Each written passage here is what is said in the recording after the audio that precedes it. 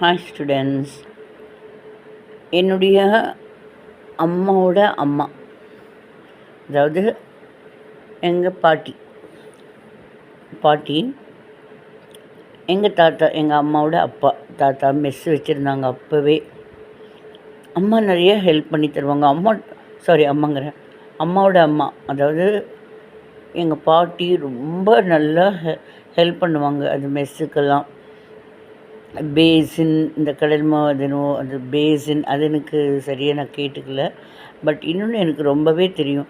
எங்கள் பாட்டி, அதாவது அம்மாவோட அம்மா பாட்டி எங்கள் வீட்டுக்கு சம்டைம்ஸ் எப்படிலாம் வருவாங்க.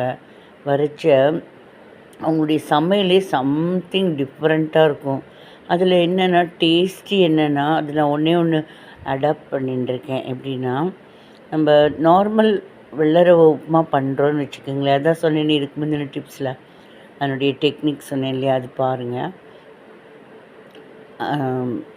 1 டம்ளருக்கு 2.25, சரி 1 டம்ளர் ரவைக்கு 2.25 தண்ணி ஊற்றி நம்ம சமையல் அது தூக்க கலக்கும் வெள்ளரை உப்புமா கிளறோம் இல்லையா, கிளறிட்டு ஆஃப் பண்ணிவிட்டு இந்த வடை சட்டியில் உப்புமா இருக்கும் இல்லையா, அதில் நம்ம கிளறியிருப்போம் இல்லையா கரண்டி, அதில் இப்படி பாலம்பாலமாக கோடு போடணும்.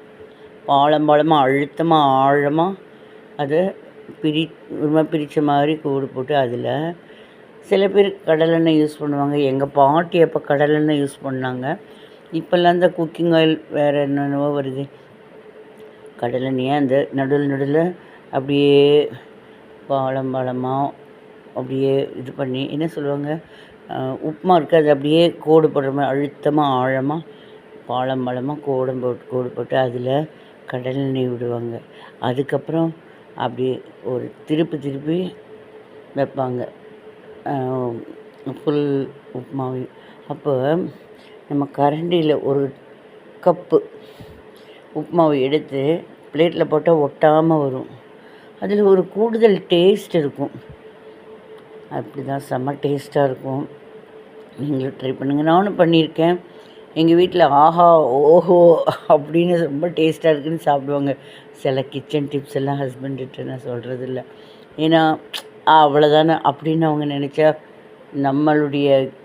நம்ம கிச்சன் ராணி, நம்ம பதவி என்ன ஆகும்? ஸோ நீங்கள் ட்ரை பண்ணுங்கள். யாரெல்லாம் உப்புமா பண்ணுறீங்களோ, வெள்ளரை உப்புமா, சிவப்புற உப்புமா முடித்த பிறகு அந்த சட்டுவத்தில் அழுத்தமாக கோடு போட்டுட்டு, அந்த ஓட்டையில் பள்ளமாக இருக்கிறதுல நம்ம குக்கிங் ஆயிலு போட்டுட்டு ஒரு திருப்பி ஒரு கிளறு, ஒரு மாதிரி ஆஃப் பண்ணிட்டு தான் திருப்பி அதை சட்டுவத்தில் திருப்பி விட்டுட்டு, அப்புறம் ஒரு கரண்டியில் எடுத்து இப்படி போடுறச்சா அப்படியே நல்லா வரும். சாஃப்டாக எடுத்து சாப்பிட்றப்போ கையிலேயே ஒட்டாது. ஆஹா சூப்பராக இருக்கே, பிச்சுக்கு பசன்னு இல்லாமல் அப்படின்னு சொல்லுவாங்க. ட்ரை பண்ணி பாருங்கள். பிடிச்சிருந்ததுன்னா லைக் பண்ணுங்கள், சப்ஸ்கிரைப் பண்ணுங்கள், சப்போர்ட் பண்ணுங்கள். தேங்க்யூ.